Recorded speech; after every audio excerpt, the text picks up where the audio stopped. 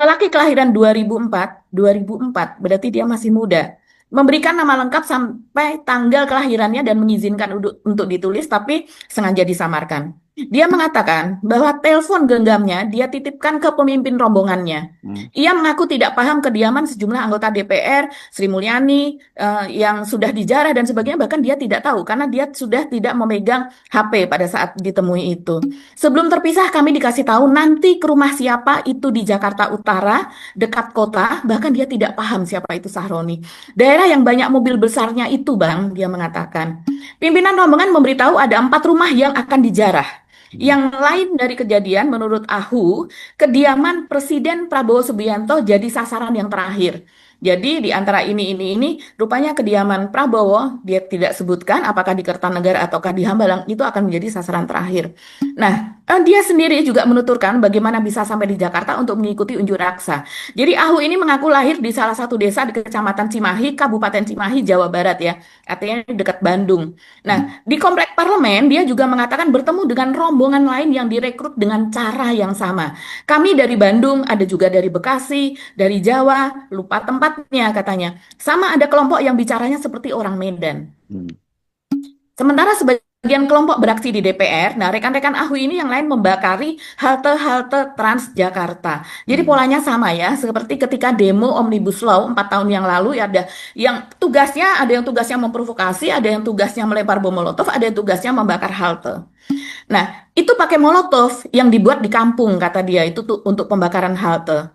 Kemudian kata dia juga ada yang ditugaskan mengunggah siaran live di TikTok. Nah, ini rupanya menjadi jawaban kenapa pada saat penjarahan di rumah Saroni itu ada yang live TikTok. Saya sampai heran, ini Hmm. penjarahan sampai ada yang live TikTok dan tidak ada yang bertindak begitu. Rupanya memang ada penugasan semacam itu dari kelompok ini. Ini Nah, pada gampang Jumat ditelusuri itu, dong, Mbak. Sebenarnya kalau yang betul ya polisi makanya cyber gampang dong ya, mestinya menelusuri. sangatlah yang Hmm. namanya kepolisian kita yang teroris aja entah Hmm. ada di pojokan mana itu Hmm. bisa ketemu, masa yang semacam ini nggak ketemu, dan peralatan kita sangat canggih Mas Hersu, Hmm. satelit kita juga nyala terus kan Hmm. untuk melihat keadaan di atas bumi ini. Nah, kita lanjutkan. Di akhir ini nanti teman-teman akan mendapat benang merahnya kira-kira Hmm. siapa. Pada Jumat itu kata Ahu sudah dibicarakan rencana penjarahan ke rumah-rumah anggota dewan. Dia mengklaim tak hafal nama pejabat yang rumahnya bakal dijarah. Sementara itu sejak Jumat malam aparat sudah mulai menembakkan meriam air apa. Saat itu Ahu mengatakan dia terpisah dari rombongannya pada saat di depan DPR dan aparat melontarkan gas air mata dan sebagainya. Nah, pada Sabtu sore dia tak kunjung menemukan satupun anggota rombongan dan Ahu mencoba naik angkot wilayah Jakarta Utara, tapi karena tak ada telepon dia tidak bisa menemukan alamat Saroni di mana lokasi penjarahan itu ditarget. Akhirnya dia gagal dan dia kembali jalan kaki dari Jakarta Utara itu ke DPR dan akhirnya ke arah Pancoran ini karena dia tidak memiliki uang lagi. Nah, akhirnya ketemu dengan kru Republika. Ahok terkejut saat diberitahu bahwa penjarahan terhadap rumah-rumah anggota dewan sudah dilakukan pada Sabtu sore. Udah hancur, saya mau ke sana, ditinggal katanya. Mau baca berita bagaimana, Bang? HP tidak ada, dia mengatakan. Nah, saat diperlihatkan video penjarahan itu, kan banyak sekali bertebar video penjarahan, Ahok mengaku mengenali sebagian dari penjara. Hmm. Itu yang naik ke atas mobil, yang pegang HP sama jaket saya, katanya. Jadi yang naik ke atas mobil Sahroni, mobil mewah itu ada yang pegang HP dan jaketnya Ahu. Kata dia saat diperlihatkan video penjarahan. Itu yang baju biru juga rombongan saya, Bang. Dia menyebut sosok lainnya. Wah, enak pada dapat barang-barang, dia mengatakan begitu. Nah, sementara dia mengatakan juga, kami hanya dikasih makan nasi bungkus saja 3 kali sehari, katanya. Dan jarahan di rumah-rumah anggota dewan tersebutlah yang dijanjikan sebagai keuntungan dari proyek ini, dari Oh, perjalanan ini. kok gitu amat ya? Iya, kami tak bayar katanya. Kata abangnya, nanti ada berangkas yang bisa diambil di rumah yang dijarah, kata dia. Nah, eh, Ahu ini juga menceritakan bahwa beberapa tahun belakangan ia rajin berunjuk rasa, diajak berunjuk rasa ke Bandung dan Jakarta oleh abang-abangan kampung berinisial R. Rupanya ada orang berinisial R ini sebagai perekrut ya. Sudah 8 kali dia jadi tim pemukul. Tim pemukul itu kontra, artinya ya, ada unjuk rasa organik, kemudian ada kontra. Itu sering sekali terjadi dan dipakai di masa rezim Jokowi itu menjadi hal yang lumrah. Nah, tim pemukul ini dalam bentuk unjuk rasa belakangan. 3 di antaranya dia pernah ke komplek Parlemen Senayan, artinya dia sudah pernah ke DPR.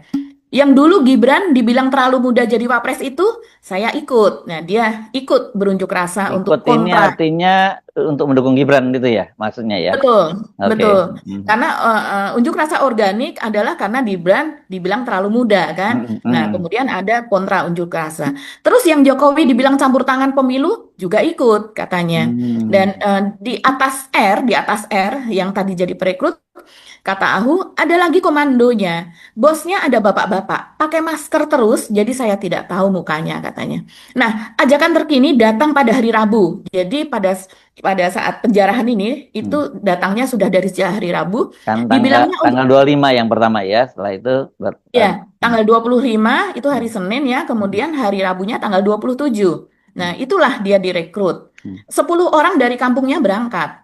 Mereka diperintahkan sebelumnya ya membuat dulu bom Molotov. Katanya ada 160 botol bom Molotov yang dibuat karena harga bensin mahal maka isinya adalah minyak tanah. Hmm. Botol itu kemudian diangkut ke kendaraan minibus putih macam Alphard tapi bukan, saya lupa namanya. Hmm. Aku menyaksikan bahwa di dalam mobil yang ditumpangi berikut dengan bom Molotov tadi sudah banyak petasan dan kembang api. Dari Cimahi, rombongan itu berangkat menjemput pasukan tambahan ke Bandung. Konvoi dipimpin 4 mobil. Singkat cerita, ada 2 berplat nomor F dan sekitarnya, 1 berplat E, Cirebon, dan 1 berplat B. Konvoi tersebut kemudian menjemput pasukan tambahan. Jadi selain itu Hmm. tadi, Mas Hersu, Hmm. dari Bandung dan sebagainya, ini menjemput pasukan tambahan, antara lain Bandung Barat, Cianjur, Sukabumi, dan akhirnya ke Bogor. Nah, ini dia. Sampai Bogor, kata Ahu, rombongan bersepeda motor sudah mencapai 600 orang. Kan berarti Kita tahu. rame dong kalau 600 mesti kan menarik perhatian. Lihatlah, mereka parkir di mana 600 orang ini? Pasti Hmm. sudah disediakan tempat. Hmm. Makannya bagaimana? Pasti ada yang mengurusi. Ya, Nah, apa masa polisi polisi nggak tahu tidak kalau tahu? ada rombongan 600 sepeda motor kan curiga dong pasti di jalan gitu. Iya, tapi ya tidak curiga kalau seandainya mereka sudah mengenal, oh si Hmm. ini, begitu ya. Hmm. Ini dugaan ya. Hmm. Nah, kemudian katanya langsung rombongan itu berunjuk rasa di Tangerang dulu sebelum akhirnya ke DPR. Tangerang. Langsung kita, iya, katanya mereka ke Tangerang dulu, Mas Hersu. Mungkin ada unjuk rasa sebelumnya. Kan ini kemarin memang unjuk rasanya dari Hmm. sejak tanggal 25 menuju ke Hmm. tanggal Hmm.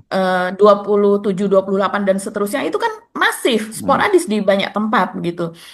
Di Bogor, di Tangerang, di wilayah-wilayah lain di Jabodetabek. Dia mengatakan langsung kita serang pagarnya, petasan dibakar, bom Molotov dilemparin, kata Ahu. Komandonya ada di mobil, menurutnya ikut turun dan memanas-manasi penyerangan. Nah, ini halaman